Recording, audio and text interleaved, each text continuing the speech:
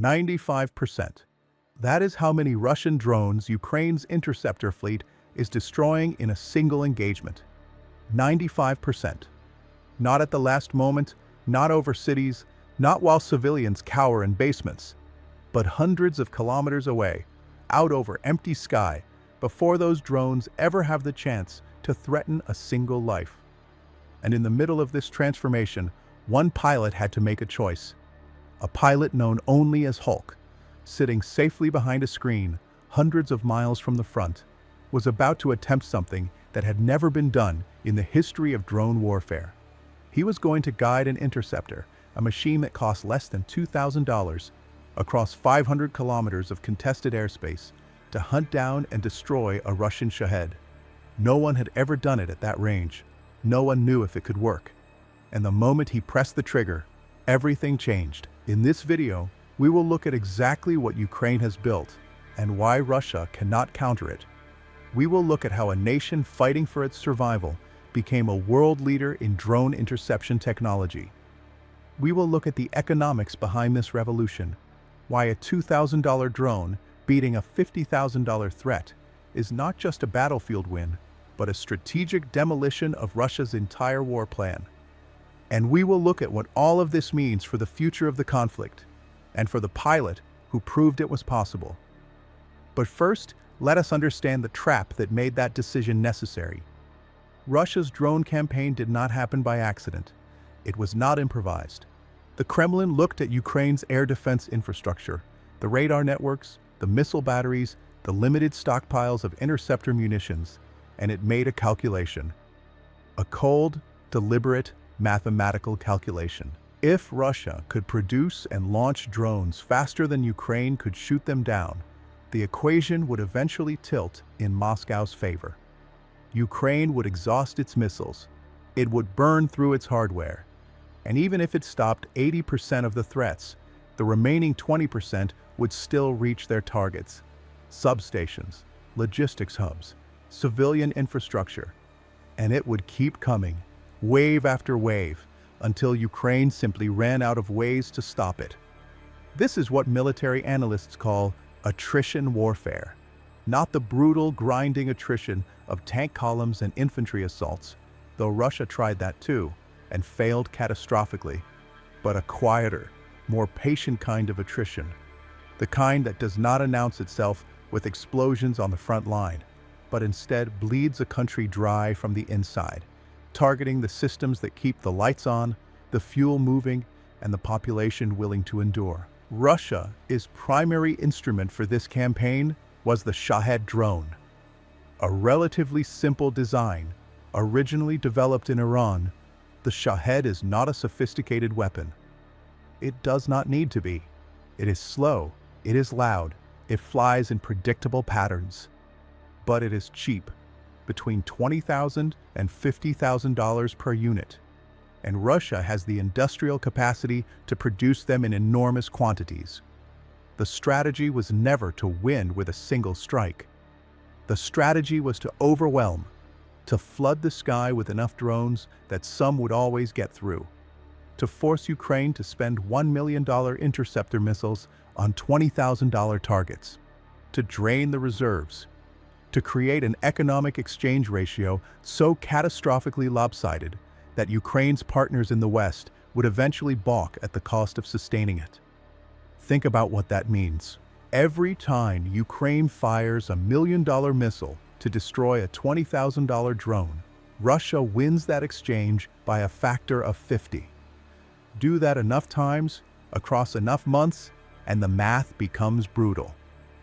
Ukraine's stocks of high-end interceptor missiles are finite. Russia's ability to produce cheap drones is not. The Kremlin understood this. They built their strategy around it deliberately. They knew that if they could keep the drones coming, the equation would eventually break Ukraine's ability to defend itself. For a time, that strategy was working. Analysts watched the numbers. They tracked the interception rates. They noted the strain on Ukraine's air defense network. The concern was not that Ukraine would collapse tomorrow. The concern was that the slow bleed would become a hemorrhage. that the day would come when the math simply did not add up anymore. Until now. But breaking that trap required a decision no one wanted to make. Here is the part no one talks about. Someone had to look at an unproven technology, an interceptor drone that cost less than a decent used car, and decide to bet the country's air defense strategy on it. Someone had to say, we are going to counter Russia's $50,000 drones, not with our best missiles, not with our most sophisticated systems, but with something we built ourselves, something that costs $2,000, something that has never been tested at the ranges we need. Someone had to sign off on that, and they had to do it, knowing that if they were wrong, the consequences would not be measured in dollars. They would be measured in lives. The organization that made that bet was Ukraine's domestic drone industry. Not a single company, but an ecosystem of several thousand firms, hundreds of them working simultaneously on new drone technologies, driven by the urgency of a nation at war. And the weapon they produced was the interceptor drone, a class of unmanned aerial vehicle designed for one purpose: to hunt and destroy other drones before those drones can reach their targets. But before the decision to scale this program could be justified, the technology had to prove itself. And it did, not gradually, not tentatively, but dramatically. The Bulava drone unit had been operational since the summer of 2025. By November of that same year, they were deploying interceptors in combat. Over the months that followed, working with tools that were still being refined, still being tested, still being pushed to their limits, the unit destroyed approximately 200 targets. 184 of those were Shaheds. They set a single-day record of 20 drones eliminated, 17 of them in just 90 minutes. And they did it with interceptors that cost a fraction of what those Shaheds were worth. The proof of concept was overwhelming. The technology worked. The question was how far it could go. That was the question Hulk answered in early April of 2026. The Sting is manufactured by a company called Wild Hornets. On paper, it looks modest. It is shaped like a bullet. It weighs very little. It carries a 500-gram warhead. It has 15 minutes of endurance. Its operational range, in standard configuration, is 37 kilometers. For most military applications, that would make it a short-range asset, useful for local air defense, capable within a limited radius, but nothing that would change the strategic picture. Except, Wild Hornets built something into the Sting that changed every calculation. They called it Hornet Vision Control. It is a digital video and telemetry system that allows the drone to transmit high-quality video and receive low-latency control inputs across distances that its physical specs would never suggest. In practice, what this means is that the Sting does not need to be close to its operator. It does not need to be close to its target. The pilot can sit hundreds of kilometers away, behind a screen, in complete safety, and guide the drone with precision across distances that conventional short-range interceptors could never dream of covering. 4 high-thrust motors drive the Sting to peak speeds of 170 miles per hour, with cruise speeds of around 100 miles per hour. It climbs to altitudes of around 7 kilometers, significantly higher than the 4 to 5 kilometer ceiling at which Russia's Shaheds typically operate. That altitude advantage is not a minor detail. It is decisive. An interceptor that operates above its target has a clear, unobstructed view. It can see the Shahed from above. It can approach without warning. The Shahed, by contrast, has no meaningful way to detect what is coming from higher altitude, and no ability to evade it. The geometry of the engagement is entirely in Ukraine's favor. Both daylight and thermal cameras mean the Sting can hunt at any hour. Day or night, clear skies or darkness, the operator behind the screen sees everything the drone sees. The thermal camera is particularly critical because Shaheds generate heat. They are detectable. At altitude, at range, in the dark, a thermal camera finds them easily. They were not just deploying a drone. They were betting that Russia's entire drone campaign, the strategy of overwhelming numbers, of exhaustion by attrition, of drowning Ukraine in cheap munitions, was about to become economically and strategically obsolete. Hulk proved it. On that day in April, he guided a Sting across 500 kilometers of airspace. Not 37 kilometers, 500. More than 13 times the drone's nominal range, made possible entirely by the Hornet Vision Control System. He found 2 Russian Shaheds, he tracked them, he maneuvered into position, and he destroyed both of them. The first time in recorded history that a drone interceptor had successfully engaged and eliminated targets at that distance. Russia had no warning. Russia had no counter. Russia did not even know where Hulk was, because Hulk was not anywhere near the engagement zone. He was hundreds of miles back, in a safe location, operating with complete impunity. Every assumption the Kremlin had made about the limits of Ukrainian interceptor capability was wrong. The trap Russia built assumed that Ukraine's drone operators would have to be close to the action. That assumption is now broken. The decision was made. Now came the consequence. Remember that choice. The decision to bet on a $2,000 drone against a $50,000 threat. To scale an unproven technology into a cornerstone of national air defense. To trust a domestic industry to solve a problem that billion-dollar defense contractors had not. Here is what it actually produced. In March of 2026, Ukrainian forces downed more than 2,300 aerial threats. That was 55% more than the previous month. 55%. The trajectory is not flat. It is not gradual. It is accelerating. Ukraine is getting better at this faster than Russia can adapt. And Russia is already struggling to adapt to anything. The economics are now reversed. The exchange ratio that Russia built its strategy around, spent $20,000, forced Ukraine to spend $1 million, no longer holds. Ukraine is spending $2,000 to destroy a $50,000 threat. The ratio has flipped by a factor of 25. Every Shahed that falls to a Sting represents a net loss for Russia of roughly $48,000. Multiply that across the hundreds of drones that Ukraine's interceptor fleet now destroys every month. And Russia's economy, already under severe strain from years of war and Western sanctions, cannot absorb losses at that rate indefinitely. But this is not just about economics. It is about doctrine. Russia's military command has spent years building its drone campaign around a single foundational assumption: that Ukraine's air defenses could be exhausted, that if you sent enough drones, enough would get through, that the math would eventually favor the attacker. The Kremlin poured resources into Shahed production. It ramped up output. It built new production facilities. It pushed the numbers higher and higher, convinced that volume would be the answer.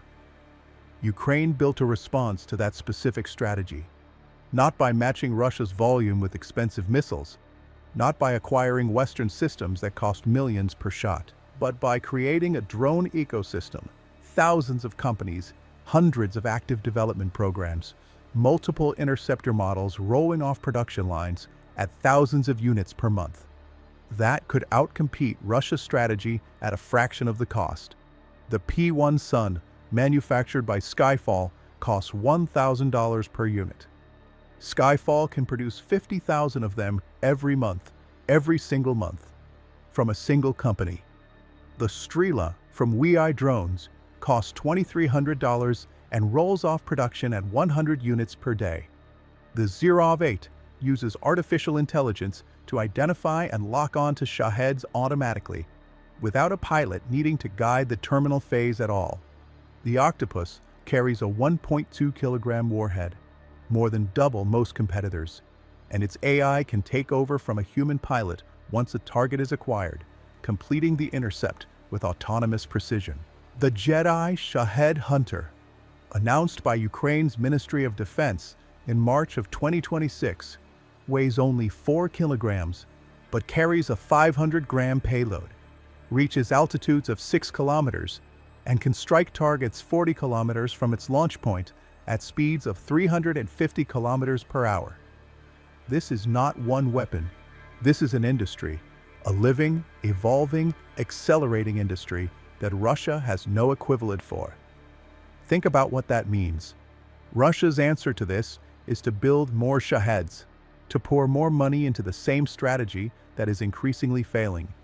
Ukraine's answer is to keep innovating, to keep pushing the technology further, to find new capabilities, longer range, smarter guidance, cheaper production, better AI, and deploy them faster than Russia can respond. The asymmetry is not just financial, it is structural. Russia is scaling a fixed strategy, Ukraine is scaling an adaptive ecosystem. Those two trajectories do not converge in Russia's favor. And there is more coming. The European Union is preparing a loan to Ukraine of 90 billion euros, $105 billion. Some portion of that will flow into the Ukrainian defense industry, into the very companies building these interceptors, accelerating their production timelines, funding their next generation of designs. Russia built its trap for a version of Ukraine that was running out of options. That version of Ukraine no longer exists. Here is where it gets serious. Russia's other military instruments have failed visibly and completely. Its tank columns were supposed to overwhelm Ukraine in the opening weeks of the war. Instead, thousands of Russian tanks have been destroyed by mines, by anti-tank missiles, by kamikaze drones, by Ukrainian crews who learned fast and fought harder than anyone expected. Russia's armored vehicles have proven equally incapable of penetrating Ukraine's fortified defensive lines, and Russia's infantry assaults, now regularly conducted by groups of 15 to 20 undertrained recruits with minimal equipment and no clear objectives, are producing casualties without producing results. They gain almost no ground. They achieve almost no strategic purpose. They simply die. Drones are what the Kremlin has left. Drones are the one tool that still allows Russia to cause meaningful damage to Ukraine, to hit substations, to disrupt logistics, to terrorize civilian populations. That is why Russia has committed so heavily to Shahed production. That is why the Kremlin has poured money into drone manufacturing. That is why the volume of attacks has increased. Because drones are the last instrument that was still working. And now Ukraine is taking that instrument away. The Bulava unit's 95% interception rate is not a lucky result. It is a system performing as designed, operated by crews who have refined their skills over months of combat, guided by technology that keeps improving. Hulk's 500-kilometer intercept was not a fluke. It was the logical endpoint of a development trajectory that began when Ukrainian engineers and pilots started asking a question that everyone else thought was absurd. What if the best way to kill a drone is with a cheaper drone? The answer turns out to be yes. Definitively, historically, yes. Hulk himself understood the weight of what his unit was doing. He described his motivation with a clarity that cuts through all the technical detail. The lives of civilians depended on him and his teammates, on their actions and their results. That is what made it worth doing. That is what made it worth the risk of an unproven system, an unprecedented range, a mission that had never been attempted before. And they achieved 95%. They did it at minus 30 degrees. They did it at 500 kilometers. They did it 20 times in a single day, 17 times in 90 minutes. They did it in ways that Russia never anticipated and cannot counter. Remember the decision, the choice to take a $2,000 machine built by a domestic company most people had never heard of, and trusted to do what million-dollar missiles were struggling to do at sustainable scale. The choice to send Hulk across 500 kilometers of sky with a drone that had never done it before, against targets that Russia thought were safe at that distance. That decision looked reckless from the outside. It looked like a gamble. It looked like the kind of desperate improvisation that a country at war makes when it has no better options. It was not desperate. It was deliberate. And it worked.